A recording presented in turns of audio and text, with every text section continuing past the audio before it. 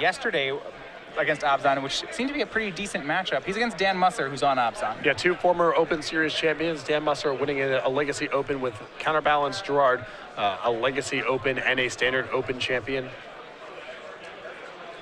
And Dan playing the most popular deck, second day of competition, Obzon. We saw Gerard play against this deck yesterday in the hands of Ben Green, who I believe is still doing well in this event.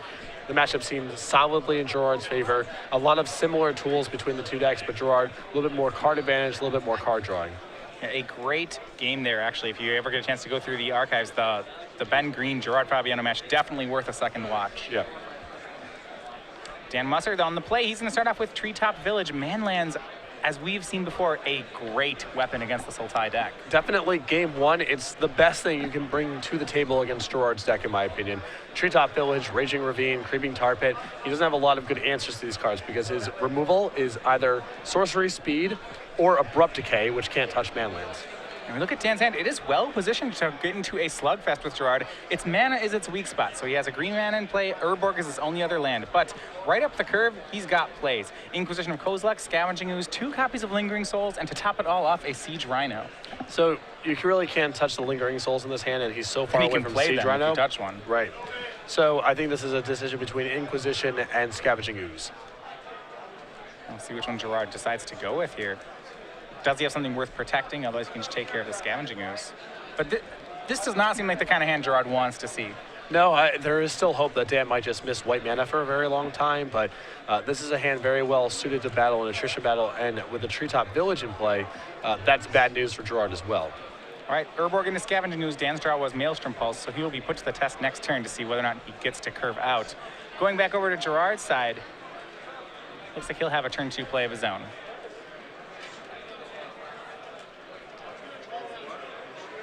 But if he does hit that white mana next turn, Dan is in a great position. Yeah, his hand's spectacular. Multiple copies of Lingering Souls, a Siege Rhino down the pipeline.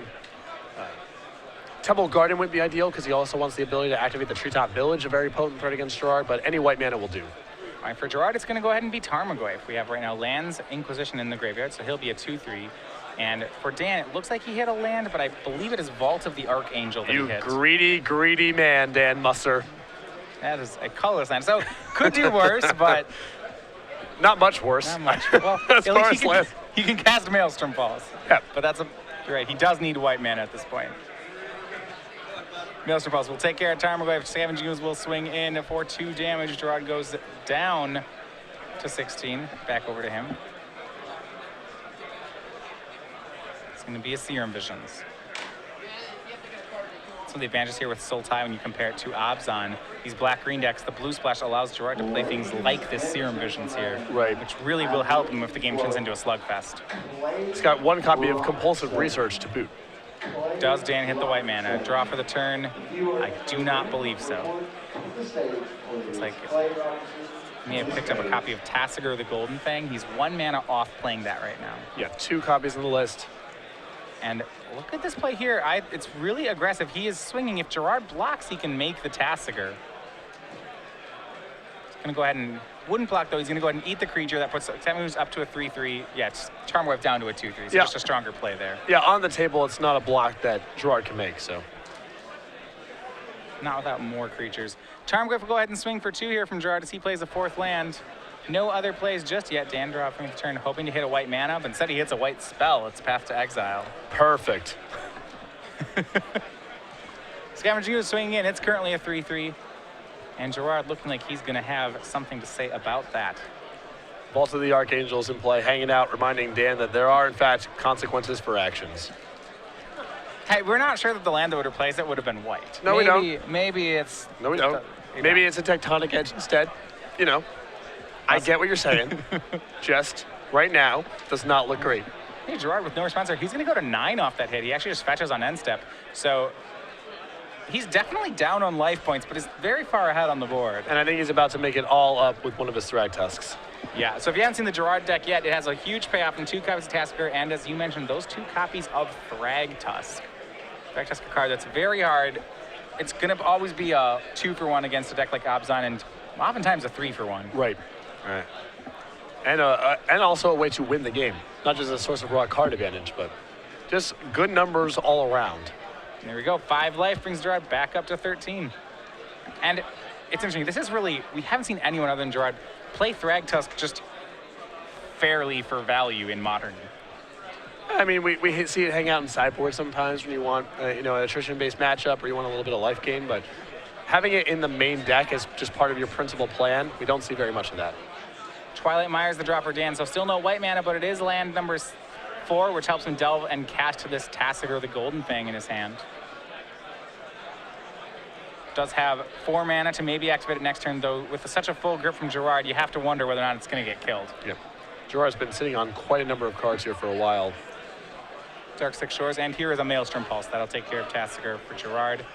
Puts a creature back in the graveyard, and here comes an attack. Tarmogoyf now 3/4. It can attack. Thragtusk will join the fight. That's 8 damage coming across. Dan drops down to 9. Still missing that white mana. The hand that we said was so good in the matchup. Its only weakness, no white, really coming back to bite Dan. Yeah, Dan's gotten quite unfortunate over these draw steps. Yeah, I mean, the strength of his hand is so good that you have to keep it and just, it's very reasonable to say they keep it, take the risk. Dan did, and the risk didn't pay. Absolutely. I mean, Treetop Village is one of the better cards in the matchup, too. It wasn't just he kept 2 lands. He kept one of his better lands in the matchup. And Gerard's deck's not particularly fast, so you have a lot of draw steps to find white mana. Just didn't shake out the right way for Dan this game. Another attack from Gerard. At this point, where I think there's a debate as to whether or not, let's see, Scavenging Ooze will go ahead and eat a creature, make it up to 4. He could activate Treetop Village as well. He's going to go ahead and do that. And actually, he's on the attack. So Scavenging Ooze is a 4/4. It swings in. Treetop a 3/3. Gerard goes down to 6. Yeah, Dan can't really block, so he might as well attack. He's not facing lethal on the way back. Yeah, he does have a Siege Rhino in hand. So you want to think, if you hit the white, what is the best thing that you can do? Sort of the mentality is, let's assume that the top card of my deck is white mana and Gerard's hand has nothing. What's my best play? Because that's probably what's got to happen for Dan to win this game. Down to 3. It is a land of some sort from Dan. Don't know if it makes white just yet. It's a Verdant Catacomb, which he cannot get white mana with without killing himself. So He sure is at 3. yet another perfect draw. Right on time for the for the fetch land. So on the turn, he finally finds a source of white. He cannot use it, and that may spell doom for Dan Musser.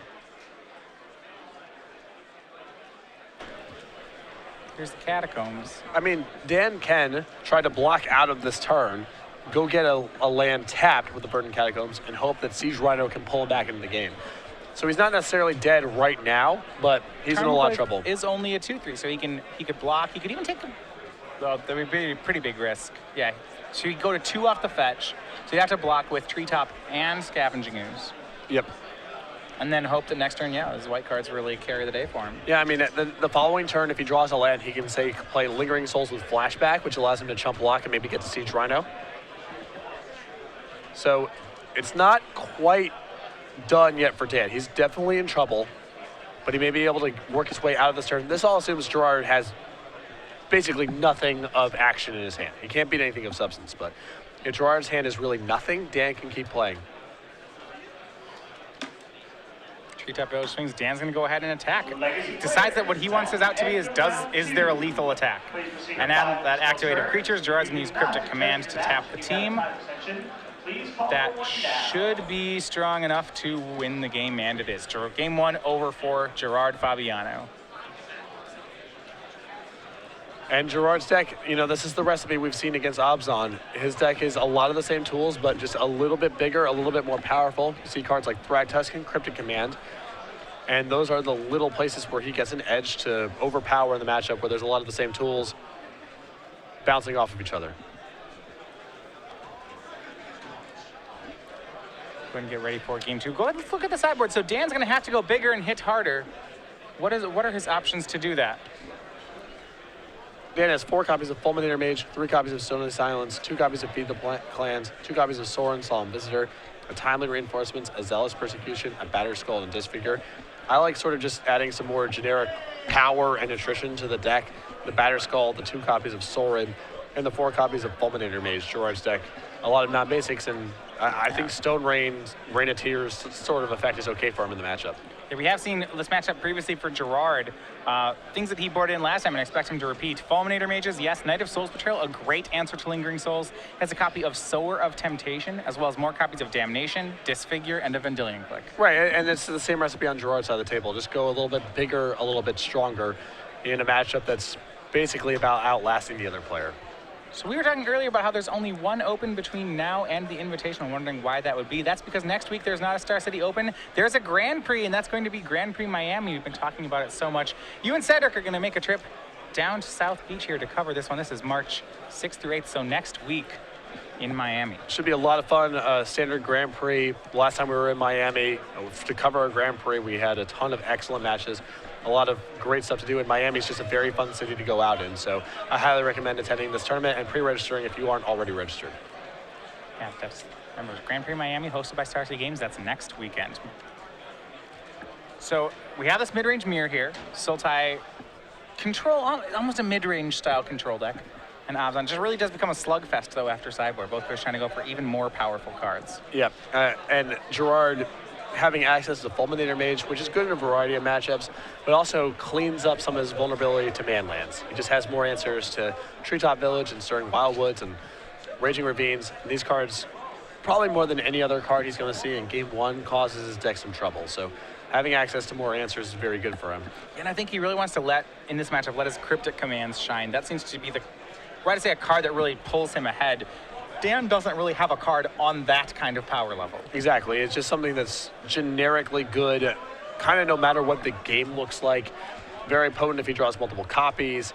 Good when Gerard's ahead. Good when Gerard's behind. And yeah, as you mentioned, Dan not really with any sort of analog in his deck. Yeah, his big payoff spell is both something like Lingering Souls or Siege Rhino, but those are a lot more answerable. Dan's basic answer to Cryptic is Thoughtseize. It's not like Siege Rhino is a bad Magic card by any stretch of the imagination, but it's not fair to compare it to Cryptic Command in the way that this game's going to go. Well, we're underway Game 2. Dan Musser on the play again. He's going to start with Stirring Wildwood. We go back over to Gerard. A lot of setup in his hand. He has Maelstrom Pulse, Serum Visions, a fair number of lands, so it looks like he'll be able to survive through the early game, but needs to find some pressure of his own for later. He'll start with Verdant Catacombs. And the pressure's really on Dan to get the threats on the board here. He's the beatdown in this matchup. Now, Dan does have some tools that allow him to go long with Gerard, Lingering Souls most notably, Tassiger as well, but I think that he would prefer to play a short game in this matchup rather than a long one. Turn 2 is going to be a fetch over in Catacombs, setting Dan up for a 2-drop. Looks like he does have a copy of Scavenging Ooze in his hand. Did a lot of work last game against Gerard's copy of Tarmogoyf.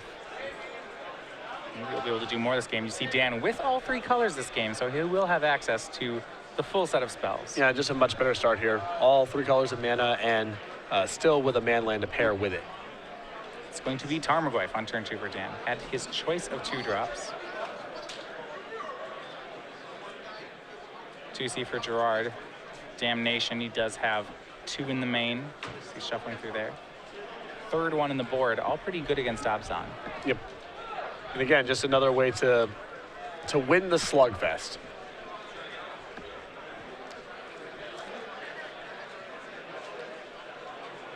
Go over to Gerard. We see a group looking like it has a pair of Abrupt Decays here.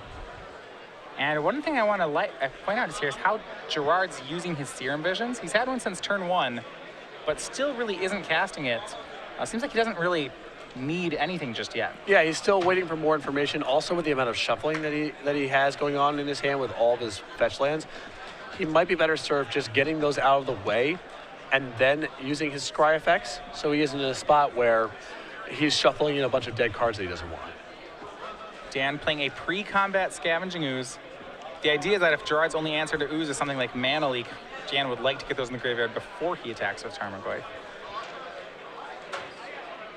Gerard, though, will let it resolve. He's going to go ahead and now the 1-2 Tarmogoyf will swing in. We'll see if Gerard wants to make a play. Seems like a fine spot to Abrupt Decay, and I think Gerard is going through his deck looking for a swamp to do exactly that. Kind of both options pretty decent, right? He can Abrupt Decay here because Tarmogoyf is a threat. At the same time, it's just a 1-2, so if he wants to wait on that, that's also reasonable.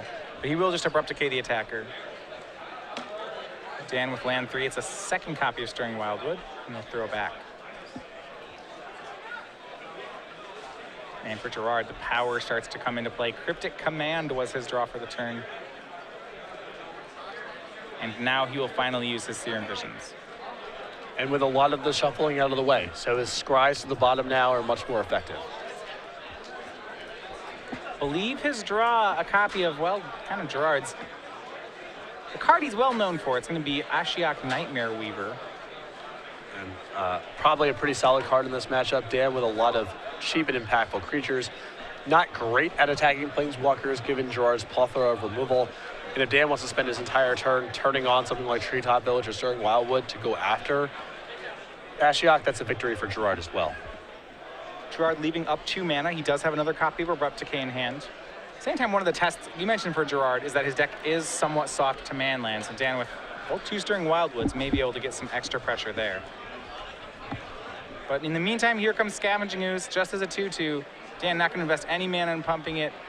Going to let Gerard attempt to Abrupt Decay, but here's a 1-of out of Dan's spell. It's a 1-of Restoration Angel to actually save his Ooze. Yeah, this is a card that used to see a lot more modern play back when Birthing Pod was part of the format. Still very potent in any sort of creature matchup or something where your opponent's packing a lot of removal. Only 1 copy in Dan's list, but very well timed.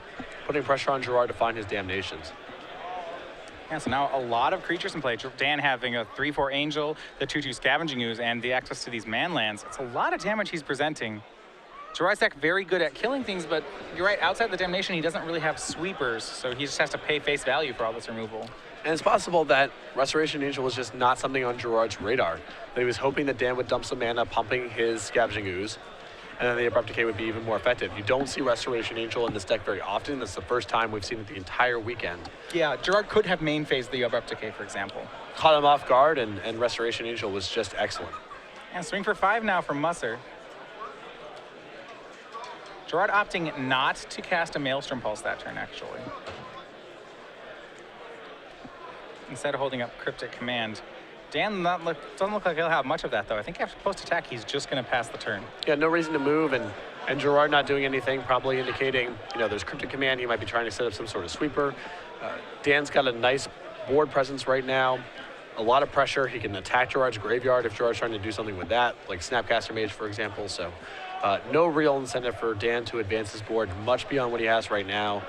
Force Gerard to come up with some sort of answer. An aggressive end-step play here by Gerard. He's going to end-step fetch and for a shock land, taking 3 more so that he can bounce the Scavenging Ooze and draw a card. I believe Gerard only has 1 island in his list, so he already has it in play and has to get a Ravnica Dual land instead if he wants a Cryptic right here.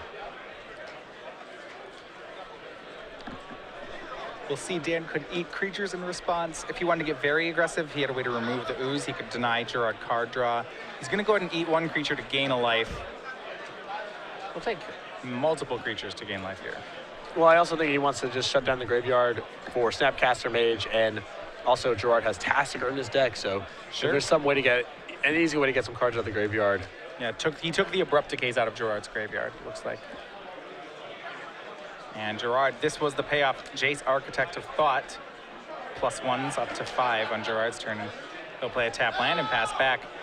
If he wanted to set up a board where Dan couldn't just untap and kill this. Right.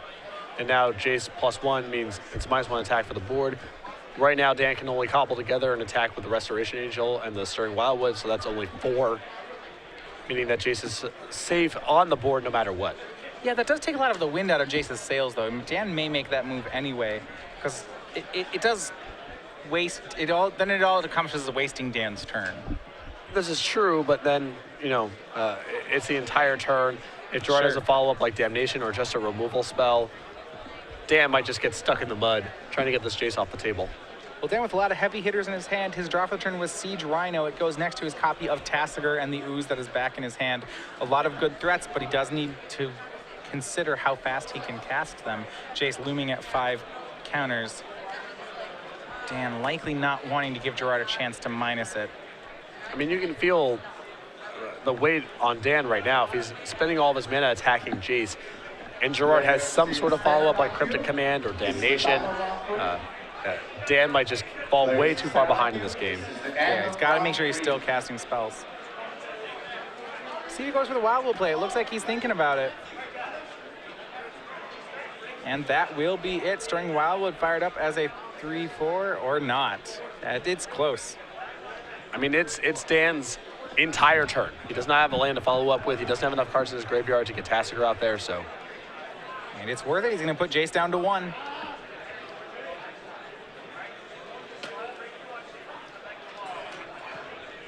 Both players spending the entire last turn just addressing Jace. Gerard casting it, Dan rendering it mostly ineffective. Now we're back on Gerard as Gerard returns Sunken Ruins. Jace goes up to 2. It's the only available move. Gerard does still have that copy of Maelstrom Pulse in hand. Can make Dan waste another turn if he wants to take care of the Jace. And if Gerard has some way to add to the board as well, he can Maelstrom Pulse, have a blocker for the Stirring Wildwood. And he's going to go for Ashiok Nightmare Weaver. That's going to mill 3 cards. One of them is a Tarmogoyf. And now Maelstrom Pulse for the Restoration Angel. So yes, the Jace can get killed this turn, but it was just a setup for Ashiok in the first place. And the draw from Dan, Lingering Souls. That is a card that is not good in the face of Jace the Architect's Thought at all. And now we're back in the spot where it's Dan's entire turn to get the Jace off the table. Then Ashiok has the option of putting Tarmogoyf into play, freeing up the rest of Gerard's resources. Yeah, and that's the play that Dan's going to have to make. He spends his turn again to take care of Jace. So we're back over to Gerard. Ashiok gets value as soon as it can. -2's down to 3 to make Tarmogoyf. Let's see if Gerard has more follow-up. Dan has a lot of really good tools in his hand, but just not able to cast them quick enough. Draw for the turn. That's Sorin. Just another card that chokes Dan on mana. Yeah, I don't see a game where I'm not convinced that Sorin will even get cast before this game is over. I mean, this game is shaping up to potentially go on for a very long time, so possibly, but Dan's hand is definitely clawed right now. But there's still tempo involved here, right? So Dan has, he has all these great cards, but he can't play 2 of them in a turn. Well, he can set up something with Tassiger. That's his way to get 2 spells in a turn, because he's approaching the point where Tassiger is 1 mana. Dan's gonna go for some Lingering Souls plays. Looks like 1 Lingering Souls, and then he can either flash it back or play Scavenging Ooze. He'll just make the flashback Army of Flyers. Yep. You see, Gerard has not spent any of his mana that last turn. It looks like he just will continue to not do so. Draw for the turn was Tassiger, however, on Gerard's side. And that's on the super cheap. Ashiok pluses up to 5. Siege Rhino, one of the cards that it milled. Dan certainly does not want to let Gerard get that one into play. However, Gerard with the tailor-made answer for the Lingering Souls. That's Knight of Souls Betrayal. All creatures get -1/-1. That will protect this Ashiok and almost very likely will result in Gerard getting to make this Siege Rhino. Yeah, this is so brutal, again, because Dan's been spending, his mana is such a valuable resource to him right now because his hand is so choked that having his turn swallowed up like that is just horrible. And now a Lingering Souls off the top with no value. Yeah. Dan having options here, but he's, like I said, there's going to be a Siege Rhino on the other side of the table. It just doesn't seem like he's able to play his cards quick enough. Yeah. It's funny to say someone is land screwed with 5 lands in play, but Dan is definitely feeling it right now. Yeah, well, it's a matter of pacing, right? It's how many lands do I need to play 1 spell per turn, and how many do I need to play 2? If I'm only going to play 1 spell per turn, I'm going to continue to have cards in my hand because I draw 1 every turn. See here, Dan setting up. We'll see what he wants to go with. He's going to activate Stirring Wildwood to hit Ashiok down to 3. It's the only way to stop Siege Rhino from happening, but it doesn't really make any progress for Dan. And Gerard is going to go ahead and use Golgari Charm to -1 all the creatures so that Ashiok goes to 4 and not 3, still leaving open the option of Siege Rhino. Yep. And again, Gerard kind of shifting gears here, now playing a tempo game, which is very interesting. Yeah, I'd be like, that's a very aggressive use of Golgari Charm. Dan, and this is an interesting play. He's going to go ahead and Slaughter Pact the Tarmogoyf because it puts a 6th card in his graveyard, and that will allow him to then play Tassiger post-combat. I do actually really like this play from Dan. Yeah. This is a a reasonable way to kind of try to get back into this thing. It's a relatively efficient turn. You got Gerard to burn off a Golgaritron for not a lot of value. Yeah, it does mean that Dan has more or less forfeited his next turn to do this. So he will have to pay for that pact. And going over to Gerard, he has Inquisition of Kozilek. We see Scavenging Ooze, Lingering Souls. And those are the ones you can take, so it's probably just Ooze. Look at all the heavy hitters here. Sorin, Siege Rhino, and Tassiger. Yeah, and of course with the Knight of Souls Betrayal in play, the Lingering Souls is worth very little. Gerard will lose his Ashiok to make a Siege Rhino. Dan down to 7, Gerard up to 13. That Rhino now a 3/4 from Knight of Souls Betrayal. And we have Tassiger from Gerard. See what he wants to delve. We'll give some insight into what card he wants to keep. And it looks like the only cards he's keeping in his yard are Cryptic Command and Jace, Architect of Thought. Gerard playing the Tassiger with 4 mana up. So start looting as soon as next turn. And as you mentioned, Dan's turn is just getting consumed here. A Maelstrom Pulse off the top, and now he basically has no actions this turn. I do find it interesting. So Gerard kept 2 non-land cards in his graveyard when he could have just done 1. He exiled a land to it. And I would think if he's going to activate Tassiger, he'd want to hand pick the card he gets back, as opposed to just giving Dan options. Flips Mana Leak and Breeding Pool off this Tassiger activation. So now Dan can choose between Cryptic Command, Jace, and Mana Leak. A pretty tough spot. And yeah. Cryptic Command is actually lethal in this spot because Gerard can tap Tassiger, return the Knight of Souls Betrayal to his hand, and that's lethal coming across. It's a slightly risky play because, you know, if Dan has a way to kill something, then you use a Cryptic Command not very efficiently. Gerard might have such a commanding advantage that he doesn't mess around with a play like that, but Cryptic is lethal. Yeah, the only card Dan could safely give Gerard was Jace, so Gerard will get that one. Mana Leak also is pretty terrible to give. Yep. Gerard, though, casts Serum Visions for the turn. And pair 4/5 swing in. Tassiger can block one of them, but the other one comes across for 3. And Gerard did have Cryptic Command. He could have gone for the kill. But again, well, Dan would still be at 1, right? From because of Knight of Souls. No, I'm saying he could bounce the Knight of Souls Betrayal, yes. Tassiger, and attack for 8. The thing is, if Dan has some weird removal spell there, then it's a really bad use of Cryptic Command. And in this spot, Dan's probably not being Cryptic Command anyway, so there's no reason to risk it, but Gerard could have tried to punch it to kill that turn. Cryptic will counter whatever Dan does, and then Gerard should win next turn. Right, like this is good enough too. Counter, we'll see what the second mode is. Counter draw, sure. Sower of Temptation in Gerard's hand now. This should be enough. I think Gerard has successfully executed his tempo plan. Liliana of the Veil, he has a lot of options of dealing with Tassiger. Block here, Dan goes down to 1. Yeah. Gerard just unwilling to take any risks here. You know, Dan could have Path. He's just not willing. You know, Path plus Slaughter Pact not effective here, but the point is Gerard's being extremely conservative because Gerard just has it all locked up. And this should be it.